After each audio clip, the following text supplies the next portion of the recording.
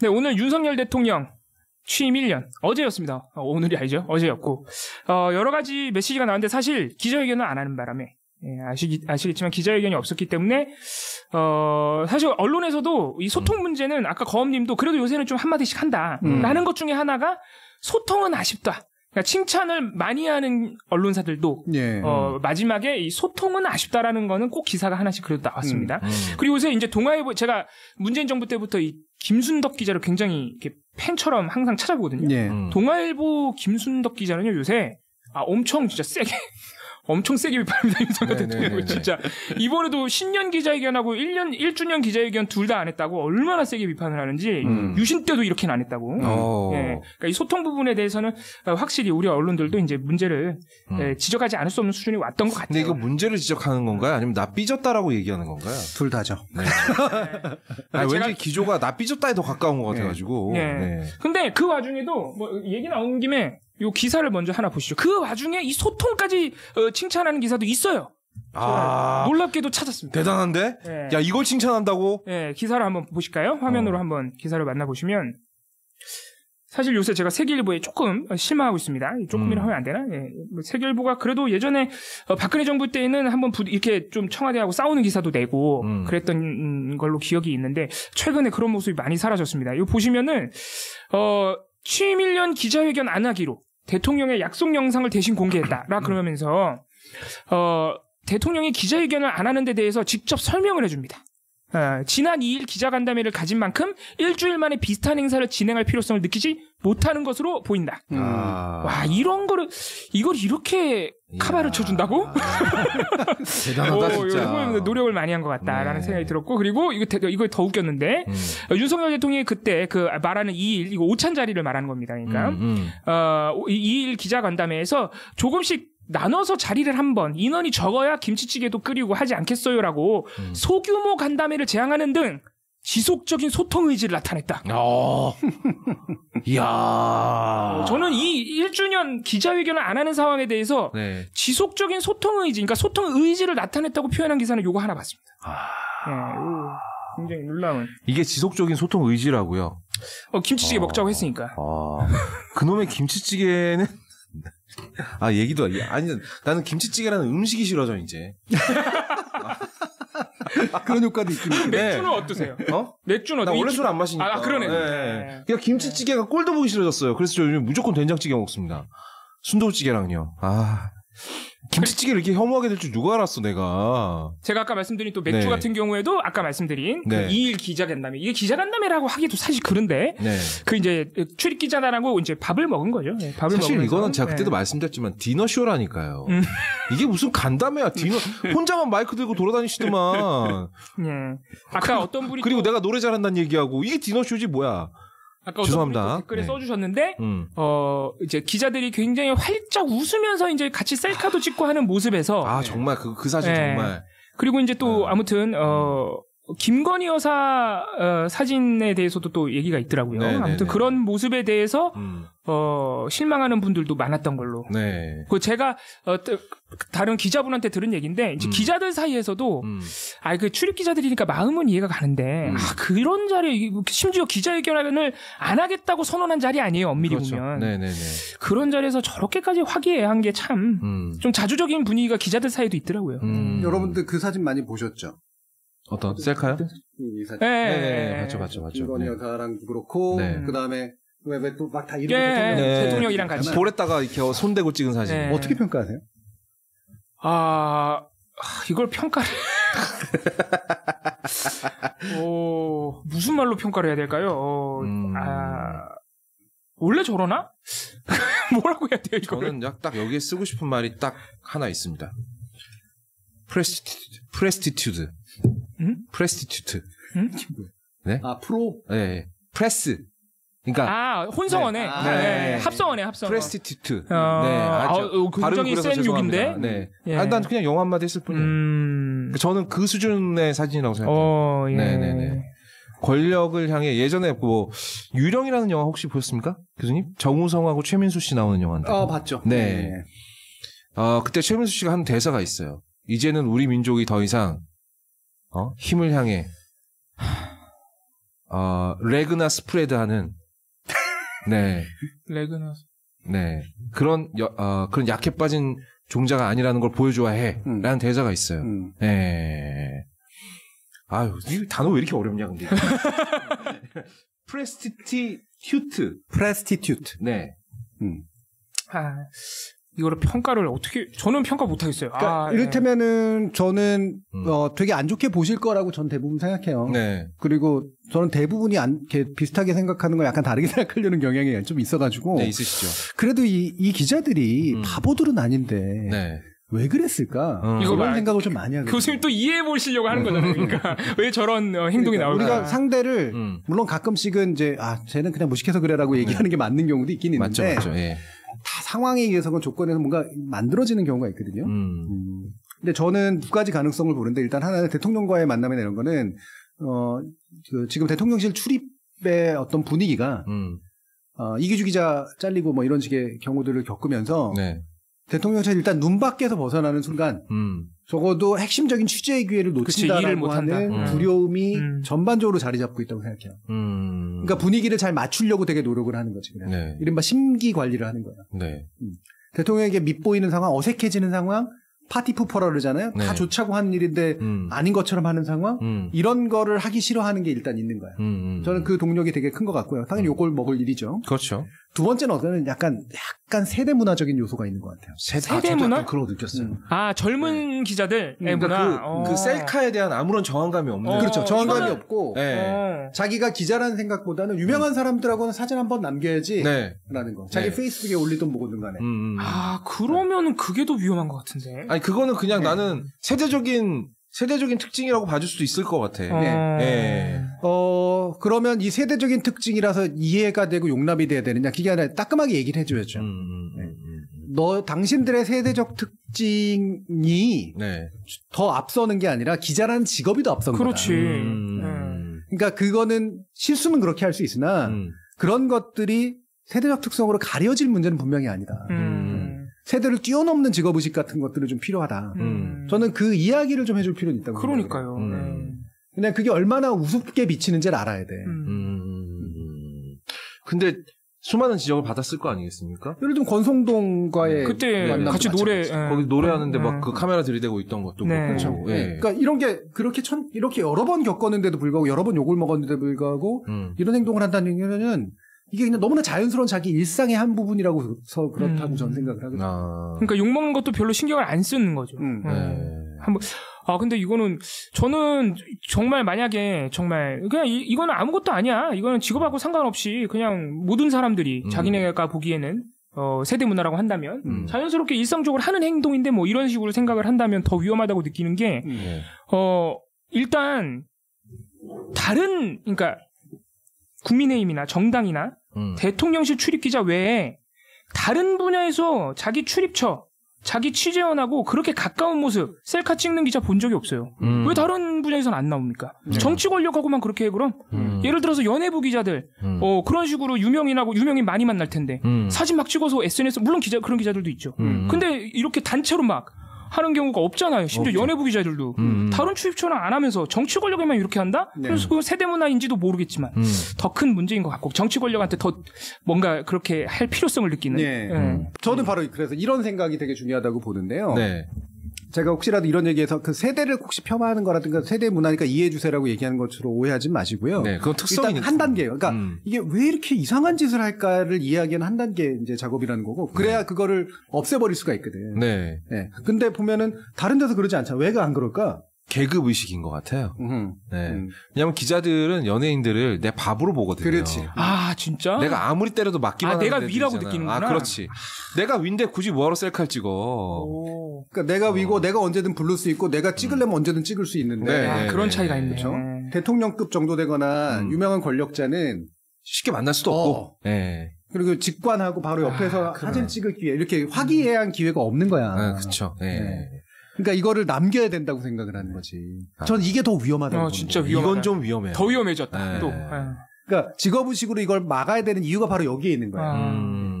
등급에 따라서 위아래라고 생각하고 편한 취재자와 어려운 취재자라고 생각하면 안 되고 다들 취재를 해야 되는 거고 누구든 간에 권력자든 아니든 그다음에 그들이 그러다고 해서 막 어려운 사람이어가지고 이게 아니고 또 한 가지 뭐냐면 그러면서도 존중해야 된다는 거지. 네. 연예인도 존중해야 되고 권력자도 존중해야 된다는 거지. 그러니까 짜장면 앞에서 흔들든 거 네.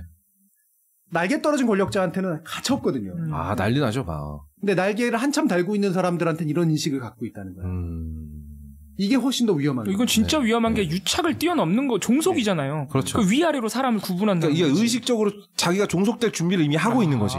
네. 와, 이건 진짜... 그러니까 이게 확실히 기존의 기자들하고 달라진 점이 뭐냐면 단순한 직업의식의 문제가 아니라 옛날에도 다 등급의식이 있었고 기자들이 했잖아요. 옛날엔 다 아래로 깔아봤다. 전부 다 정치인들까지. 나발이고 그냥 다 내 아래였는데. 그러니까 내 잘난 맛에 다 깔아봤다면 지금은 특정한 종류의 권력자들은 등급 차이를 느끼는 거예요. 이게 교수님 그것 때문이 아닐까요? 권력자지만 나를 안 때릴 거라는 확신이 있는 권력자와 권력자인데 이 사람은 여차하면 나를 후려칠 수 있다라는 자각. 네, 네. 거기서 오는 어떤 그런 자기 보호 본능 같은 걸까? 무의식도 있는 거지. 왜냐면 원래 권력은 무서워야 되거든. 민주당이나 정의당 의원들하고 이렇게 사진 찍는 기자들은 또 없거든요. 본 적 없어요. 네. 네. 그러니까 그런 것도 작용하는 그렇죠. 것 같아요. 그러니까 우리가 문재인 대통령, 노무현 대통령한테 기자가 그렇게 무례하게 굴 수 있었던 거. 이 사람은 소위 그렇지. 이 사람의 평소 가치관이나 행동을 보면 절대 남을 때리는 용도로 내 권력을 쓸 사람이 아니거든. 그러니까 안심되는 거야. 막 끼어오르는 거지. 방송통신위원회가 사실 이미 TV조선 재승인 심사 점수 조작 의혹으로 지금 국과장 2명, 각 한 명씩 2명, 그리고 위원장까지 사실 이제 기소가 된 상태인데 이 경기방송 제어가 심사에 대한 수사 이제 원래 작년 12월부터 수사를 했다 그러고 압수수색하면서 강제 수사가 된 건데 이것도 구조는 똑같습니다. 청와대가 마음에 안 들어 정치적으로. 청와대가 아니고 청와대 맞아요. 청와대가 문재인 정부를 당시 청와대가 그러니까 당시 청와대가 문재인 정부가 문재인 정부를 욕하는 것 같으니까 마음에 안 들어서 방통위를 압박해서 그래서 경기방송 제어가 점수를 깎게 했다. 근데 이게 이제 사실 처음부터 말이 안 되는 게 그렇게 마음에 안 들면 제어가를 안 해주죠. 그렇죠. 근데 이제 조건부 제어가 됐기 때문에 근데 이제 고발한 쪽에서는 공정언론시민연대가 그 시민단체인데 고발한 쪽에서는 점수를 막 깎아가지고 이제 경영상의 부담을 주고 조건을 많이 달았으니까 그리고 문재인 정부를 욕하는 것 같은 그 이제 특정 그 현준호 전무이사라고 있습니다. 이 사람을 배제하라고 이제 조건을 달았다는 겁니다.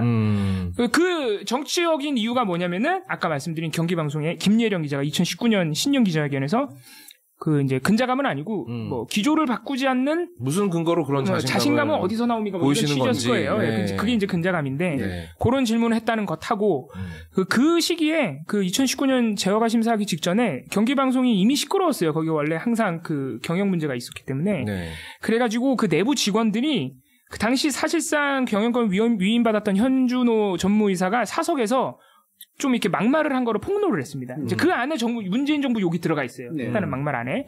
그런 게 이제 내부 폭로로 알려지니까 그래서 보복을 했다는 겁니다. 근데 이제 사실 당시 방통위가 조건부 제어가 심사를 할 때, 조건부로 단 이유는 그런 거는 아예 이제 심사 대상도 아니었을 뿐더러 실제로 경영상의 문제가 되게 많았어요. 왜냐하면 이게 2010년부터 페이퍼 컴퍼니, 그러니까 차명주주라는 의혹이 계속해서 있었습니다. 문재인 정부 때가 아니고 2010년부터 그게 계속 있었고 또 갑자기 그 현준호라는 분을 갑자기 경영자로 만들면서 방통위에 신고도 안 하고 방송법상 신고하게 돼 있거든요. 경영권자를 바꾸면은 그런 것도 어기고. 그리고 페이퍼 컴퍼니 의혹도 계속 있는 상태여서 네. 이런 거를 좀 명확히 하라고 조건을 단 거예요. 네. 김예름 기자가 뭐고 이런 거는 아예 들어가 있지도 않은데 근데 이제 그렇게 했다고 고발이 들어가니까 수사를 하더니 4개월 만에 한 5개월 만에 이제 압수수색까지 한 겁니다. 사실 지난해 12월인가 아마 수사를 시작했습니다. 네. 네. 네. 고발이 들어왔으니까 이제 그 전에는 수사를 막 본격적으로 하지 않는데 내사 단계에 있었겠죠. 수사를 하다가 압수수색이 들어갔으니까 이거는 사실 하겠다는 거, 혐의점을 잡았다는 거. 제가 심각하게 얘기를 하려고 저는 여기서 한마디 딱 하고 싶은 게 뭐냐면 네. 김혜령 기자가 전 기자가 나중에 대변인까지 갔다 이거 중요한 게 아니라 이분은 무슨 자신감을 무슨 근거로 이런 자신감을 갖는지 모르겠다. 자기가 그렇게 대단한 사람인 것 같아? 네, 그러니까. 네. 그 한마디로 뭐 청와대가 움직이고, 청와대가 움직이면 방통위 움직이고, 방통위가 움직이면 심사위 움직이실 것 같아요? 그렇죠. 너무 다리도 많아. 당신들은 그렇게 살았어요? 아이고. 제가 아는 세계는 그렇게 안 살거든요. 그렇지. 네. 적어도 아무리 전문가 자존심 없고 그래도요, 그 정도 자존심이 없지 않습니다. 중요한 게요, 이거 심사위원장 맡은 분이 상임위원이었던 사람이에요. 방통위 상임위원. 그렇죠. 네. 그 상임위원은 또 심지어 야권 추천에 의해서 만들어진 상임위원이었어요. 김석 그 당시나 자유한국당이었을 텐데. 표철수. 표철수 의원. 국민의당 출신. 맞습니다. 국민의당의 추천. 나중에 김석진 또 위원은 또 야당이 추천한 사람인데 이분이 조건부 재승인을 하고 나자 거기서 경기도에서 폐업 선언하니까 되게 짜증냈었어요. 공개적으로. 김석진 위원이 그럼 자유한국당 추천이었나요? 그렇죠. 예. 되게 짜증냈었어요. 아니 지금 니들 뭐 하자는 거냐. 원래는 폐업 이거는 허가를 취소해야지 마땅한데 그래도 고민해서 조건부 제어를 해줬더니 살려줬더니만 바로 그냥 폐업해버린다고 이렇게 나오면 뭐냐. 이렇게까지 짜증을 냈었어요. 실제로. 자유한국당 위원도. 그거 한번 쭉 다 한번 찾아보세요. 그러니까 그 당시에 김혜령이라는 인물 하나를 가지고 이런 상임위원들을 움직여서 이런 그러네. 심사위원들을 움직여가지고 그러네 진짜 생각해보니까. 거기다가 특정한 걸 점수까지 조작해가지고 폐업시킬 것 같으세요? 그러네. 그러니까 생각해보니까 아니 그 심사하는 사람들 중에는 야권 추천도 있었는데 당연하죠. 그 사람들이 김유령 기자 얘기 나왔으면 당연히 뭐라고 했겠죠. 당연하죠. 말이 안 되네 이거는 애초에. 이거는 진짜로 무식의 극치입니다. 그러니까 저는 오죽하면 이 심사제도나 이런 거를 야 이렇게 얼마나 우습게 봤으면 이거 너무 유아적인 세계관 아니에요? 그러니까 니들 내가 미워서 그러는 거지 막 이러는 거잖아 지금. 제가 굳이 말하면 이 얘기 안 쓰겠습니다만 네네네네. 솔직히 그렇게 영향력 있는 언론사도 아니고요. 네. 그렇게 뭐 영향력이 있는 기자도 아니었잖아요. 그럼요. 오히려 그거로 떠가지고 국민의힘 대변인 된 거 아니에요? 맞아요. 솔직히. 맞아요. 그 자신감의 근거는 도대체 뭐냐고 정말 저는 묻고 싶다니까. 근데 저는 궁금한 게 이거를 압수수색을 하면 도대체 뭐가 나올 거라고 이거 쇼 아닙니까? 쇼죠. 그게 바로 두 번째 문제입니다. 네네네. 지금 사실은 문제가 되는 방통위원장 이제 기소했던 건 이거는 그나마라도요. 제가 짐작컨대는 내부 제보가 좀 있었고 맞아요, 나중에 수정을 했다. 수정을 했다 그러면 왜냐면 그걸 일부러 흔적을 또 남겨놨으니까. 그렇죠. 원래는 수정하는 게 전혀 문제가 안 됨에도 불구하고 모르는 사람들은 왜 수정했지? 이렇게 생각할 수 있는 거 아닙니까? 그럼 검찰이 모른다고 쳐요. 그러면 할 수 있어. 그 정당한 게 아니지만.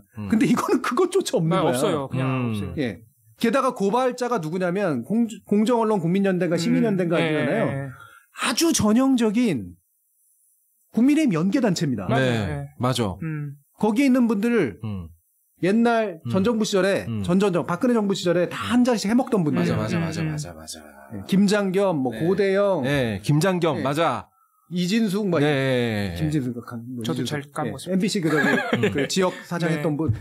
구태라면 구태일 수 있는 이 사람들이 똘똘똘똘 뭉쳐 있는 게 시민단체래요. 거기서 고발을 하는데 이렇게 바로 수사한다고?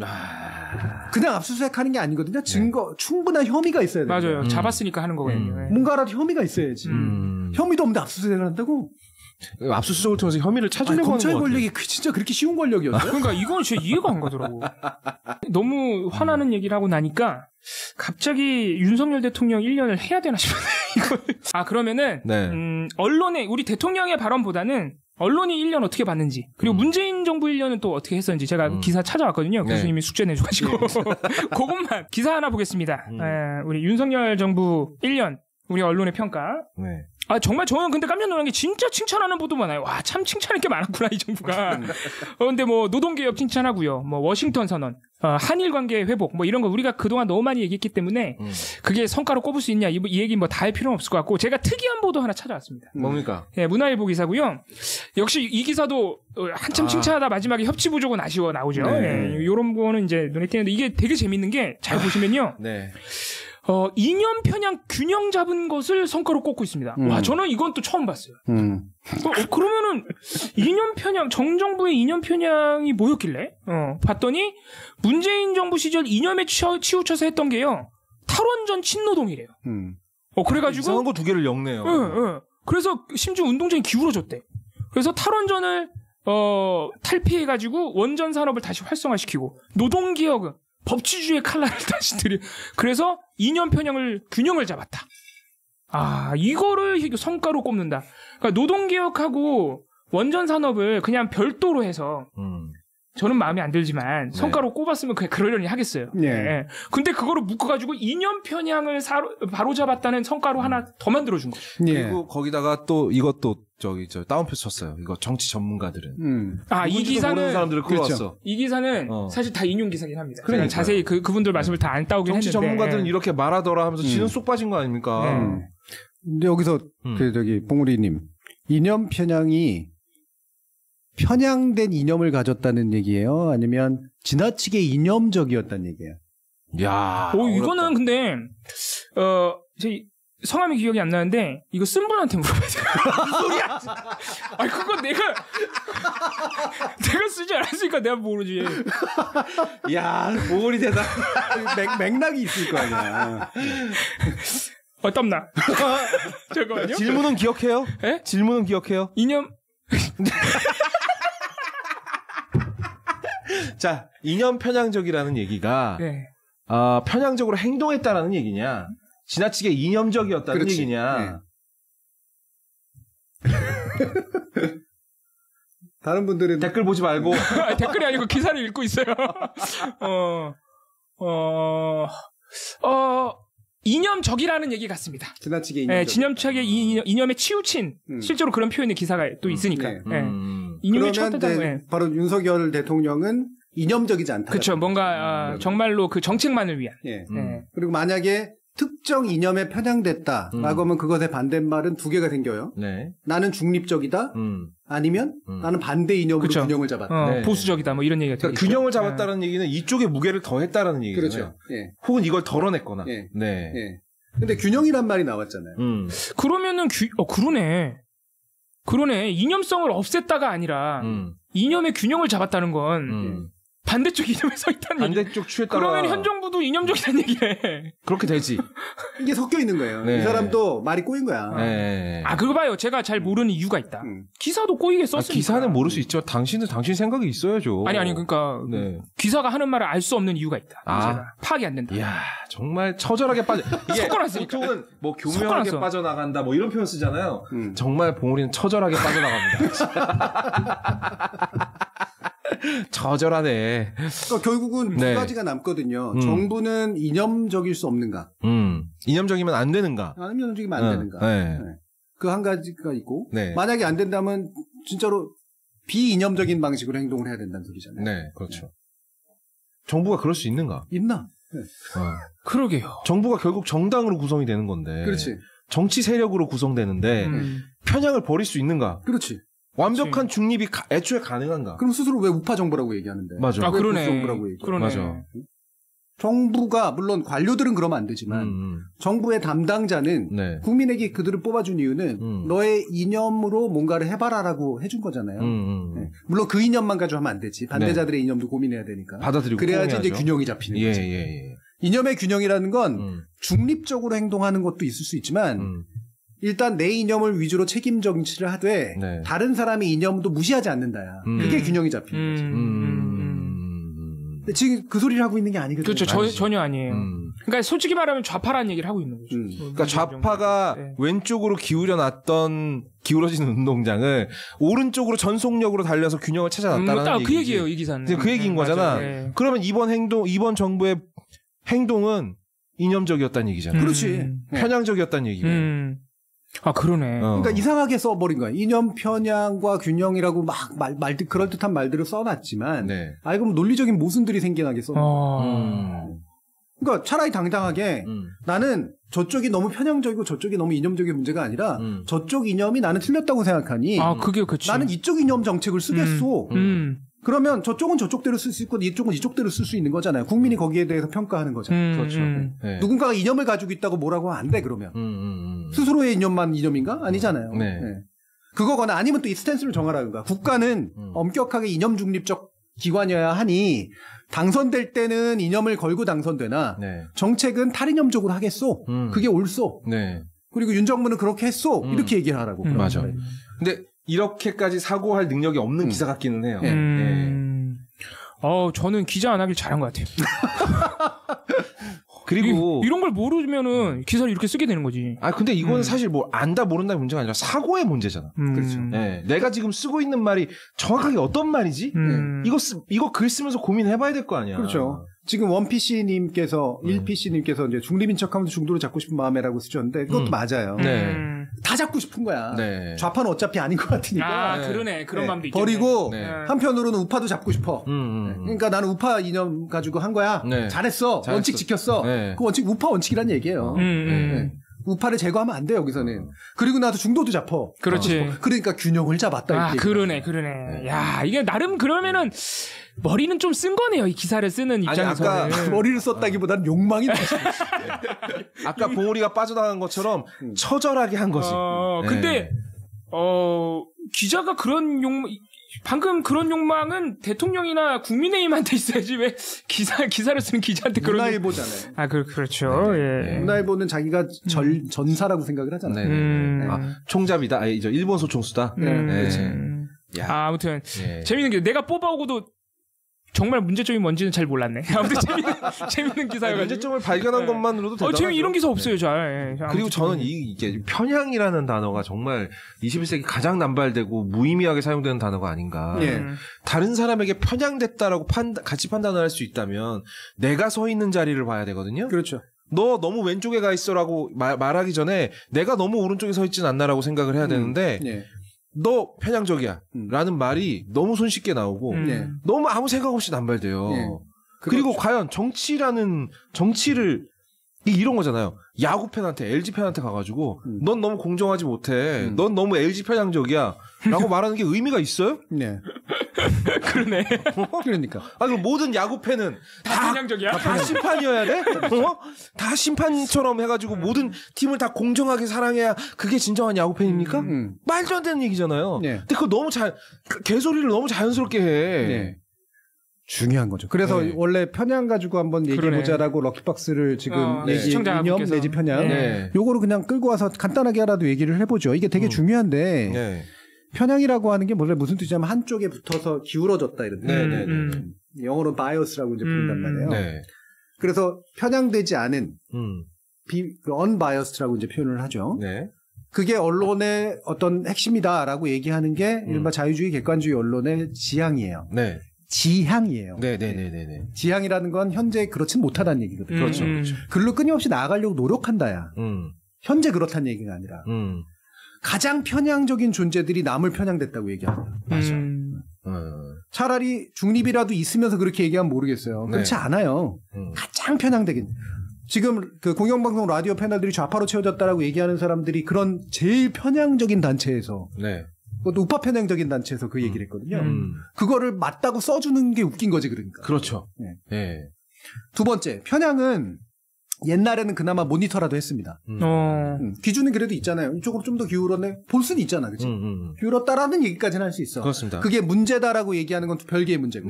자, 기울었다라고 얘기할 수 있어요. 그러면 옛날에는 그게 수가 적었기 때문에 몇 사람들이 모니터 회원들이 붙어서 이봉활동가 했던 것 같은 거. 그래서 이건 지나치게 이쪽에 편향된 어떤 보도 지형을 보였고 어쩌고저쩌고 얘기할 수 있어요. 지금 그거 할 수 있나요? 안 되죠. 조선일보 하나만 붙잡고 해도 이거 분석하기 힘듭니다. 너무 많아졌어. 그리고 게다가 그 분석도 학자들이 붙어서 할 수 있는 수준이 넘어졌어요. 이걸 내용 분석이라고 하거든요. 근데 이거 정말 어려워요. 그 얘기는 뭐냐면 자기들이 앉아가지고 엑셀 돌려가지고 이렇게 표시한 거로는 절대로 객관적이고 과학적인 거, 편향적인 걸 얘기하려면 객관적이고 과학적이어야 되잖아요. 그렇죠. 그런 리포트로 도저히 받아들일 수 없는 리포트라는 거야. 세 번째, 또 뭐냐? 그래서 학자들은 요즘 편향 얘기 잘 안 합니다. 이거는 감당할 수 없기 때문에 이제 더 이상 편향이 옳건 그르건 간에 일단 편향의 눈으로 무언가를 평가하는 게 더 이상 감당이 안 된다라는 거를 이제는 알고 있어요 학자들이. 그래서 이 부분은 사실 공백 상태로 남아 있습니다. 그 얘기는 특정 언론이나 특정 언론의 문제를 편향으로 문제 삼는 거는 자신 있게 할 수 없는 일이 돼버렸다는 거예요. 그러니까 느낌은 있는데 그걸 객관적으로 증명하기는 너무 이제 어려운 상황이 됐다. 정보량도 많아졌고 몇몇 사람들이 시도했다 이제 거의 다 포기한 상태입니다. 정보량도 많아졌지 너무나 주관적이지 심지어는 하나에서 되게 이상하게 여러 가지 다 나타나지. 자 그러면 남는 게 뭐냐? 편향으로 언론은 평가하고 편향으로 뭔가를 할 수 없다는 얘기예요. 자 근데 이 편향성을 평가하는 방식을 보십시오. 이게 얼마나 후진 방식인지. 민동기 좌파 이렇게 했잖아요. 이유가 뭐래요? 그 어디서 근무했다고 미디어오늘 미디어오늘 근무했다잖아요. 그렇죠? 생각하니까 너무 웃긴다. 말도 안 되는 얘기지만. 자 누구 좌파 패널이라고 얘기했다는 다 소속이나 이력이에요. 이력. 이력이에요. 맞아요. 소속이나 이력으로 퉁친 겁니다. 전형적인 차별이거든요. 원래. 그렇죠. 직업 차별이네. 흑인들은 힘이 좋아. 뭐 이런 거하고 똑같은. 맞아요. 아니 그 안에 미디어오늘에 속했어도 아닌 사람도 있을 수 있는 거고. 내용에 대한 편향성을 판단하려면 내용을 판단해야 돼요. 그래서 어려운 거란 말이에요. 소속을 보는 게 아니라. 소속을 보면 안 돼. 아니 TBS에서 뉴스공장 할 때도 김어준에 반대하는 사람이 TBS 안에 없었을까요? 그러니까 온 TBS가 다 빨갱이들만 들으니까 지금 막 보니까 아니었던 것 같은데. 맞아. 지금 얘기하는 거니까 완전히 아니던데. 너무 싫어하던데. 처절하게 반성하던데 막. 네. 소속으로 사람을 불려면 안 됩니다. 유일하게 할 수 있는 건 정당뿐이 없어요. 정당은 내걸고. 그렇지. 그렇죠. 공식적으로 동의해서 들어간 거니까. 네. 정당만 가지고 해야 돼요.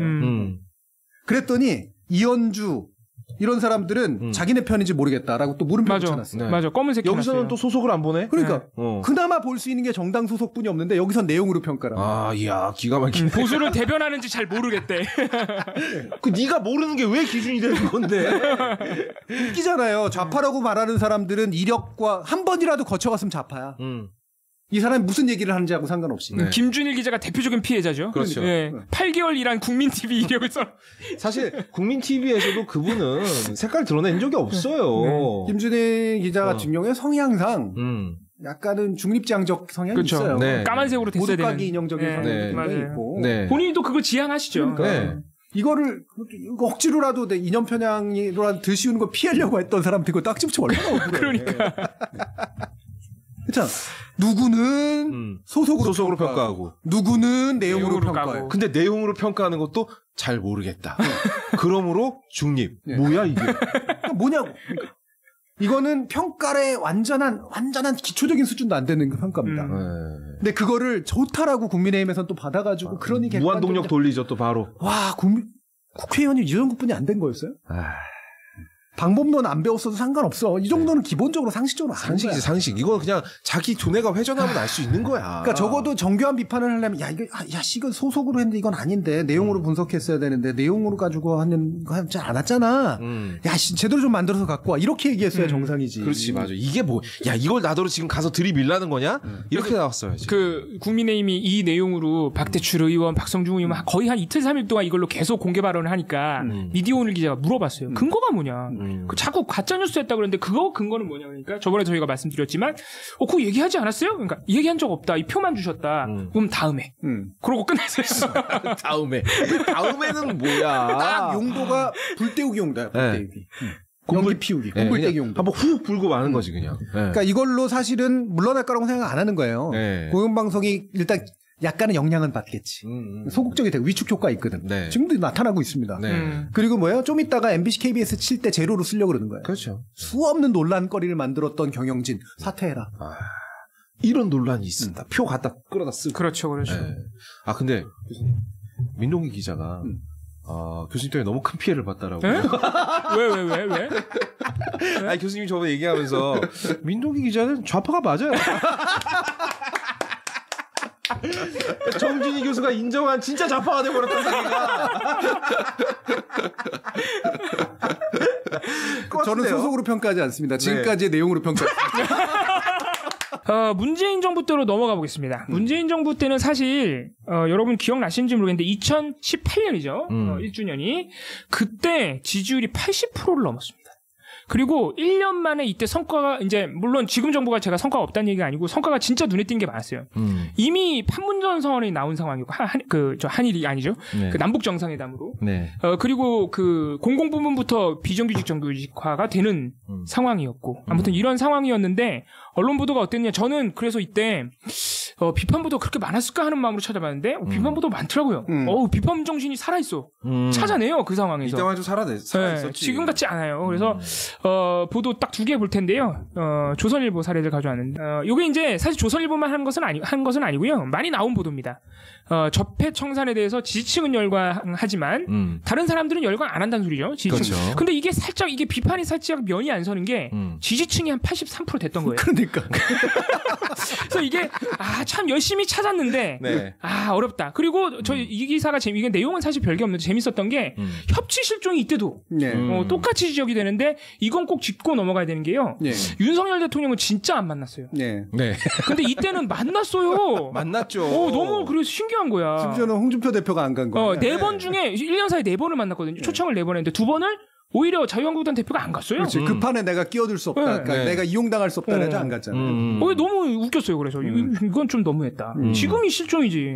근데 어쨌든 지금이나 이때나 똑같은 비판이 나왔다는 부분이 재밌는 부분이고 적폐청산을 글쎄요 이게 근데 그 우리가 교수님하고 얘기한 적이 있는데 검찰 권력을 너무 이용한 부분은 사실 좀 실책이 될 수도 있다 이런 얘기도 했기 때문에 사실 비판할 점은 있다 그래도 사실 이때 당시에 정부가 문재인 정부에서 좀 열심히 했던 적폐청산은 사실 국가 권력기관 적폐청산이 컸어요. 그렇죠. 네, 국정원과 검찰 내부의 과거사도 좀 정리하고 그렇죠. 사과할 건 사과해라. 꼭 박근혜 정부, 이명박 정부 때려잡기가 아니라. 그렇죠.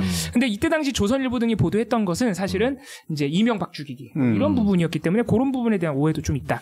아무튼 지지층 열광 이 부분이 조금 재밌어서 가져오셨고요. 지지율이 몇이었다고요? 83%였습니다. 그럼 열광하면 되지 않아요? 열광 안 한 분들이 이제 좀 너무 적어지는. 17% 빼고 다 열광했다는 얘기인데. 그러니까 그 흔한 기사가 하나 나와. 누구나 딱 이 상황에서는 적어도 최소한의 사회과학적 훈련을 받았으면 역대 대통령이 1년 차 때 기자회견을 했나 안 했나? 야당 대표 만났었나 안 만났었나? 이거 기록만 찾아보면 안 만났나? 그 다음에 지지율이 어땠나? 이거 찾아보면 이거 간단하거든. 지금 사실은 민주화 이후로 대단히 특이한 현상이거든요. 1년 차 때 이런 건. 이명박 정부가 잠깐 그랬다가 떨어졌던 회복했죠. 적이 있었지만 이명박 정부는 그래도 약간 정치적인 감각은 있었던 정부이기 때문에 소통 의지도 있었어요. 금방 또 키웠단 말이에요. 지금 되게 특이한 현상인데 이 특이한 현상 원래 이런 사회를 관찰하는 사람들은 어떤 게 발달되면 특이함에 되게 이끌리거든요. 과거와는 다른 어떤 모습. 거기에 지나치게 이끌려서 문제인 거지. 안 이끌리네 이번에는. 그러니까. 안 끌리는 걸까요? 이 악물고 무시하고 있는 걸까요? 난 2번 같은데. 아무튼 협치 실종도 그러니까 자세하게 기사가 안 나와요. 사실 대단히 큰 문제라고 한 번도 안 만나는 건 사실 이거는 그 뭐 국정 파트너 이런 거를 떠나서 아까 우리가 지난주부터 많이 얘기하는 것 같은데 약간 계급으로 보는 것 같기도 하잖아요. 그러니까 범죄자로 보고 있잖아요. 솔직히 계급도 아니고. 그렇죠. 범죄자로 보고 있는 거죠. 그런 문제가 좀 있는데. 하지만 범죄자는 저기 국방혁신위원회 위원장으로는 쓰던데요. 김관진. 그렇죠. 유죄 판결 받았는데. 그분은 유죄 판결 받고 형도 집행했던 분인데 그냥 막 데려다 쓰던데? 근데 왜 이재명은 범죄자라면서 안 만나? 이제 재판 이재명 대표는? 아무튼 또 재밌는 기사 하나 보고 이거 진짜 재밌었어요. 저 이 기사 보고. 이게 이제 화면으로 보시면 그러니까 지지율이 높은 건 부정할 수가 없는 거야. 거의 모든 여론조사 그렇게 나오니까. 그래서 지지율 높은 문재인 정부 교육은 최악평가. 이게 사실 여론조사 보도 중에서 저렇게 하나만 찝어서 제목에 넣는 게 많지는 않아요. 정말 무슨 특별한 물론 이날이 특별한 날이긴 했지만 근데 기사가 너무 재밌는 게 교육 분야랑 또 하나 뭐지? 복지 경제 분야인가요? 이 두 개 분야에 대해서만 따로 기사를 쓴 거거든요. 그 내용이 그게 다예요. 왜냐? 그 두 개만 지지율이 낮아요. 그러니까 지지율이 높은 문재인 정부라고 했는데 내용은 지지율이 낮은 두 개 분야만. 이런 식으로 골라서 쓴 기사였다. 교육 분야 국정 운영에 대해서 잘했다는 응답은 30%였다. 30%면 지금 윤석열 대통령 지지율보다 조금 많네요. 지금 1주년 되고 오늘 어제는 조금 높아졌습니다. 이제 36%까지 나오더라고요. 근데 저기 언론들에 따르면 여론조사 믿을 수 없다면서요. 맞아. 또 정부가 그렇게 얘기했죠. 그래서 저는 언론들이 얘기하는 대로 여론조사 안 믿기로 했습니다. 정부가 아니고 조선일보가 그렇게 얘기했죠. 조선일보 의견을 수용하기로 했어요, 저는. 아무튼 뭐 이런 재밌는 기사도 있고요. 또 하나 이건 안 봐도 될 것 같아요. 아무튼 이때 당시에 이제 문재인 정부에 대해서 비판할 거리가 그렇게 사실 많지 않았는데 경제 정책에 대해서 아까 이거 그 윤석열 정부에 대한 이념 편향 얘기랑 이어지는 겁니다. 그래서 이때도 문재인 정부 때도 한창 잘 나갈 때도 문재인 정부가 이때도 이 경제 정책의 이념성에 대해서는 역시 비판하고 있었다. 그래서 이게 똑같이 문화일보거든요. 그래서 이렇게 약간 평행 이론처럼 5년 뒤에 똑같은 상황이 똑같은 보도를 하고 있다는 거죠. 좀 차이가 있습니다. 이야. 지금 이거 그냥 교수님 말씀하신 대로 그냥 있는 사실 관계만 확인해 봐도 언론 기사가 굉장히 편향적으로 작성됐는데 라는 말이 분명히 나와야 되거든요. 그러니까 문재인 대통령, 그러니까 문재인 정부는 내가 아무리 쓴소리를 하고 쓴소리 할 구석이 없으면 만들어서 하고 무례하게 굴어도 나를 해치지 않을 거라는 그런 확신이 있으니까 이렇게 막 물어뜯고. 그러니까 제가 늘 요거 비평할 때 이렇게 얘기를 하잖아요. 특정 기사가 편향적이어서 또는 특정 정부나 언론 정치인의 행위가 편향적이어서 문제라면 편향적이지 않은 행동의 예를 좀 가져오라고. 그렇죠. 네가 생각하는 편향적이지 않은 게 뭔지 좀 얘기해달라고. 예전에 TBS 뉴스공장 가지고 한참 욕할 때 맞아요. 편향적이라고. 편향적이지 않은 방송 뭐라고 생각하세요? 혹시 신의 한 수? 근데 솔직히 진짜로 그럴 수도 있다는 그럴 수도 있죠. 그럴 수도 있다. 왜냐하면 그 사람이 이쪽에 서 있으면 그게 편향 안 된 걸로 보이지. 그러니까. 저는 그거를 답하게 만들고 싶은 거야. 그래야지, 입으로 말해봐라. 그래야지 인식이라는 게 드러나니까. 정말로 편향적이지 않은 게 가능하다고 생각해서 그런 건지 그러면 그 얘가 어딘가 있을 거 아니에요. 그렇죠. 어딘가 있겠지. 네. 또는 없다. 그건 없는데 만들겠다라고 얘기하면 오케이 뭐 그럴 수도 있어. 근데 존재하지 않았던 게 있다라고 한다면 뭐 플라톤은 이데아야 뭐야. 이데아를 추구하는 네. 플라톤주의자인 거지. 뭔데 있지는 않지만 추구해야 된다라는 거야? 뭐야 그게. 그러니까 얘를 가져오라 이거. 현실에 네. 존재하는 얘를 가져와서 네. 오케이 그 정도면 내가 이해할 수 있어라고 답을 좀 끌어내라 이거지. 그럼 내가 잘못했네. 또는 잘못까지는 아니지만 나는 그게 옳다고 생각하진 않지만 그래도 그래 이거에 비해서는 편향적인 게 맞네. 이렇게 얘기할 수 있잖아. 우리가 판단해 볼 수 있다는. 근데 지금 판단하는 게 무서운 거죠. 그러니까 우리가 판단해 주는 게 무서운 거야.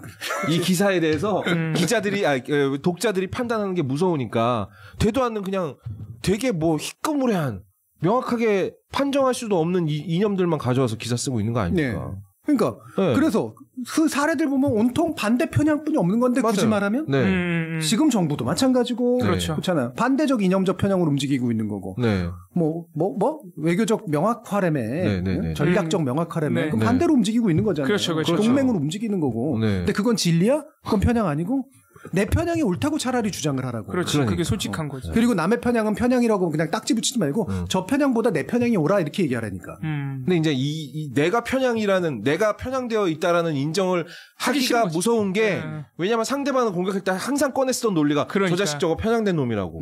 그랬거든요. 네. 그러니까 내가 편향됐다는 사실 인정할 수가 없는 거지. 네. 그리고 나중에 방송 뭐 장악을 하시던 네. 뭐 사장 누구 안 치고 뭐 본부장 안 치고 뭐 패널 안 쳤을 때 누군지 좀 보여주세요. 네. 네. 편향되지 않은 사람. 있을게요. 네.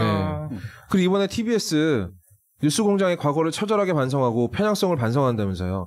편향성 반성했으니까 이제 공정한 방송 나오겠네. 확인해 볼게요 이것도. 그러니까. 본박싱은 여기까지. 다 했다. 아 진짜 허옇게 불태웠다. 허옇게는 또 뭐야? 아약해지. 그리고 지금 댓글 고정돼 있는 거 엄정 중립 띵구리인가 뭐야? 엄정 중립. 내가 띵구리 TV 들어가 봤거든. 네. 근데 대한뉴스 한 거 중간에 이렇게 찍었더라고요. 네네네네네네네. 밑에 방향에서. 진짜 그 형 이상해. 방송 왜 이렇게 재미죠? 앞으로 이런 거 좀 해봐요. 다음엔 누굴 접하러 만들지? 양지열.